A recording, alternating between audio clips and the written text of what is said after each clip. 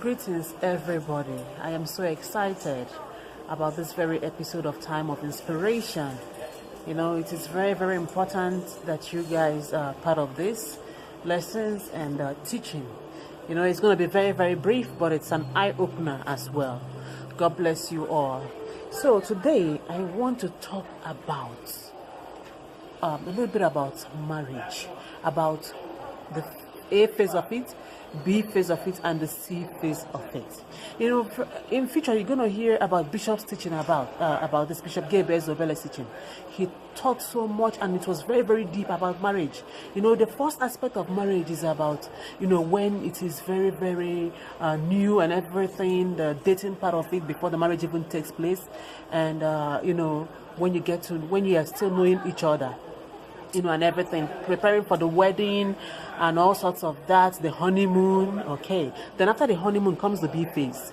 The B phase, right, is when you know, the responsibilities are there. You know, the whole thing has dawned on you that you know about what you are into. Okay, it is marriage. Okay, the responsibilities, you know, having to, you know, fend for the family, raising the kids taking your time, you know, all the trials and, you know, that might comfort, that might follow suit in it. So, and then the B phase, the C phase of it is, you know, when you must have conquered the B phase.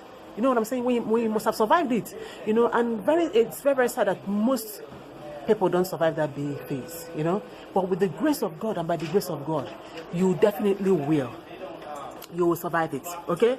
So it takes wisdom and the grace of God to go through all these phases.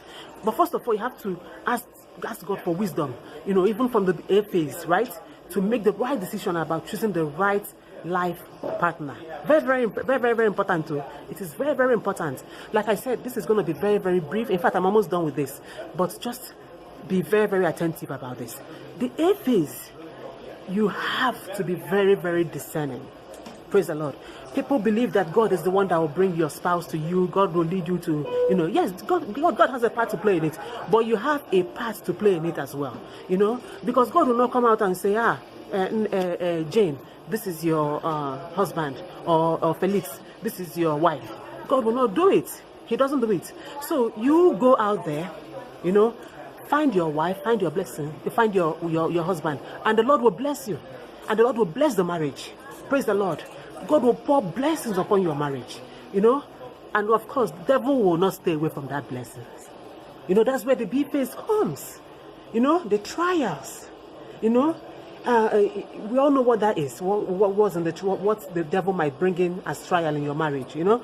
But in this phase now, you need that grace of God and that wisdom that helped you walk into it, you know, to survive it, in Jesus' mighty name. So by the special grace of God, you know, in the next episode of this very, very, you know, program, you will get to understand what exactly I am talking about. Praise the Lord.